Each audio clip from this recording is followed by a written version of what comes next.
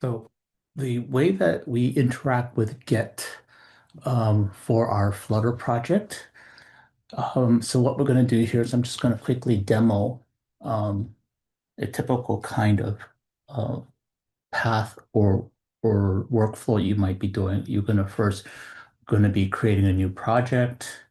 You're going to say that you're going to create an application, and now you're going to specify where you're going to put it.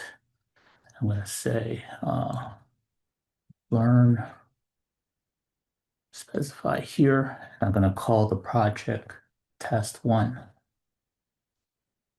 Now, what's happened here is that we've seen this before where we have a brand new Flutter project. And suppose that we are done with our coding. So then we can come over here and click on this one that has these three little dots connected. And you have to make sure that you are also logged in to your GitHub account. So make sure that with code, you come here, go to the extensions, and then look for GitHub.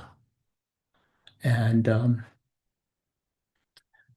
believe that the GitHub Copilot and the GitHub Copilot chat makes sure that these two items are uh, installed and enabled within your Visual Studio. And then here, make sure that you are logged in, okay? And then once you're logged in and you come to this, click on this, you're going to initialize the repository. And here you'll see all the code that is pertinent to your Flutter project.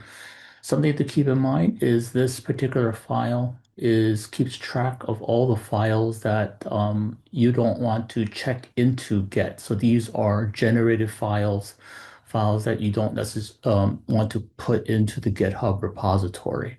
Okay, so after so here, look, I go back. Sorry. So these are all the changes that GitHub has noticed that you have changed or that are not tracked. So you click on this plus button. Now you'll see that all these files are all under the stage changes. Okay.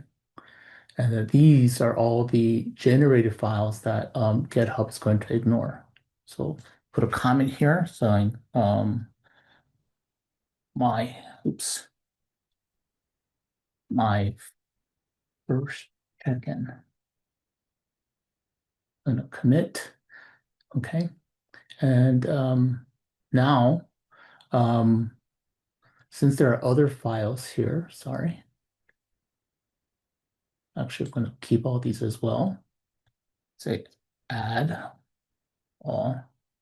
Now, now that we've added all the files into that need to be kept for this project, we're going to click on this button that says Publish Branch.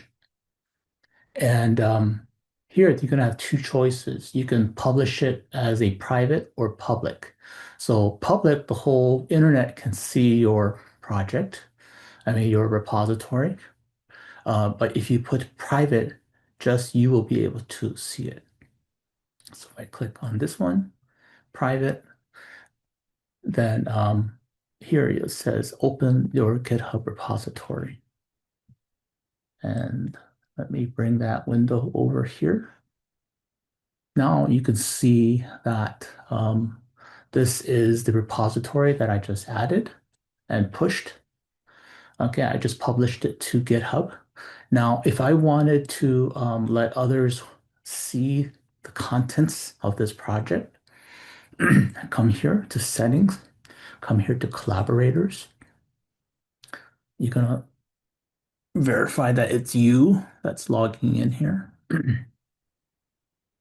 And then on this collaborator, you're going to add people and you can add anybody you want here. So you can add it by their GitHub ID or you can add them by their email address. So you could put somebody like, let's see, Elon Musk, something like that. And if you did that, it would send an invite to this person at that email address. Or if you know their actual GitHub ID, you can do that as well. So mine here is that. And since it's already myself, it's not going to let me do that. Okay. That's how you then collaborate with others. Please subscribe to this channel and like this video to support this kind of work.